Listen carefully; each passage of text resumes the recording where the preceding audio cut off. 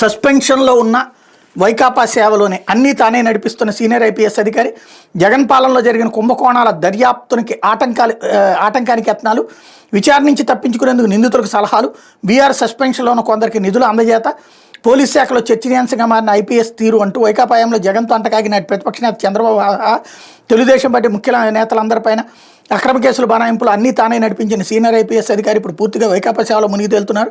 జగన్ పాలనలో జరిగిన కుంభకోణాలు, అక్రమాలపై కూటమి ప్రభుత్వం విచారణ జరిపిస్తుంటే దర్యాప్తునికి ఆటంకం కలిగిస్తున్నారు. ఆయా కేసులో నిందితులు, అభియోగాలు ఎదుర్కొంటున్న అధికారులు, వైకాపా నేతలకు పోలీసులు నోటీసులు ఇస్తే వాటికి ఎలా సమాధానం ఇవ్వాలి, విచారణ నుంచి ఎలా తప్పించుకోవాలి, పరారీలో ఉన్నప్పుడు ఆచూకీ దొరకకుండా ఎలాంటి జాగ్రత్తలు తీసుకోవాలి తదితర అంశాలపై దిశానిర్దేశం చేస్తున్నారు. దీనికోసం కొంతమంది పోలీసు అధికారులతో కలిసి ఓ పెద్ద నెట్వర్క్ నడిపిస్తున్నారు. ఆయా కేసులను దర్యాప్తు చేస్తున్న వారిని పరోక్షంగా బెదిరిస్తున్నారు. తాడేపల్లి ప్యాలెస్ ప్రతినిధిగా వ్యవహరిస్తున్న అధికారి తీరు ఇప్పుడు పోలీస్ శాఖలో చర్చనీయాంశమైంది అన్నటువంటి వార్తని హైలైట్ చేశారు.